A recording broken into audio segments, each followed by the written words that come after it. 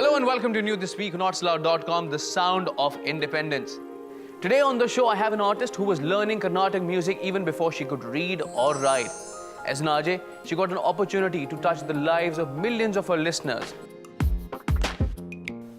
Not only that, she moved one step closer to her dream when the legendary artist Hari Haranji decided to compose her debut album Mahi. Today on the show, she's all set to launch the same on artsloud.com. Please welcome your favorite Ladki Mastani, Lavanya. Lavanya, welcome to the show. Thank you. And before we move ahead, I have a surprise for you. तो मैं request करूँगा कि आप अपनी आँखें जरा बंद कर लें. आंखें बंद करूं? जी हाँ, please. भरोसा तो अरे है भरोसा करना पड़ेगा आपको, बस उनकी चारा नहीं, please. चलो कोई बात।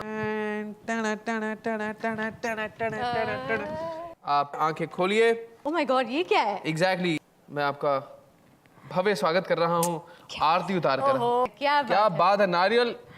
नहीं ठीक है. it's okay. आपको मालूम है कि मैं ऐसा क्यों कर रहा हूँ?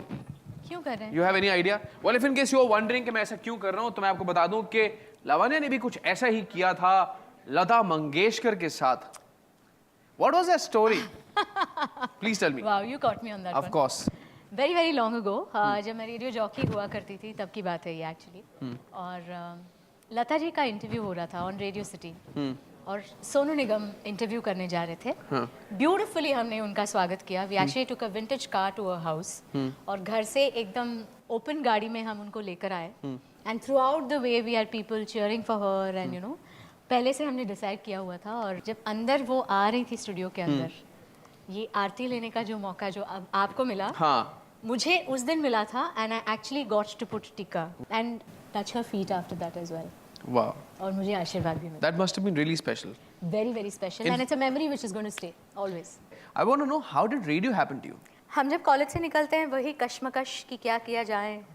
पेरेंट्स का प्रेशर, पियर्स का भी प्रेशर. Peers का pressure. यस, कई लोगों ने डिसाइड कर लिया था वो डॉक्टर बनेंगे, इंजीनियर बनेंगे.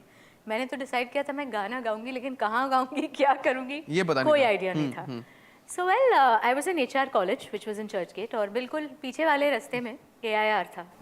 तो मैं यूं ही चली गई थी एक दोस्त के साथ जिसको ऑडिशन देना था. ऑब्वियसली म्यूज़िक का शौक तो बचपन से था, तो आई ऑब्वियसली न्यू किसने कौन सा गाना गाया है, क्या किया है. तो जब वो अपना स्क्रिप्ट लिख रही थी तो मैंने उसको जस्ट हेल्प कर दिया था. और जो स्टेशन डायरेक्टर वहाँ खड़े थे उन्होंने नोट कर लिया और तुरंत पूछा तुम क्यों नहीं कर रही ऑडिशन. मैंने कहा नहीं मुझे ये सब इंटरेस्ट नहीं है. मुझे ये नहीं और तब कुछ शौक भी नहीं था. It wasn't a very you know, it wasn't a profession in the first place.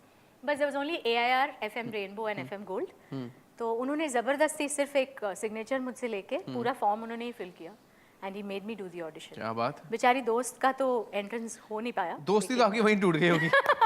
Not really, actually we still friends, but I went on to become an RJ with AIR. Okay. और 98 से 2002 तक मैं AIR के साथ रही.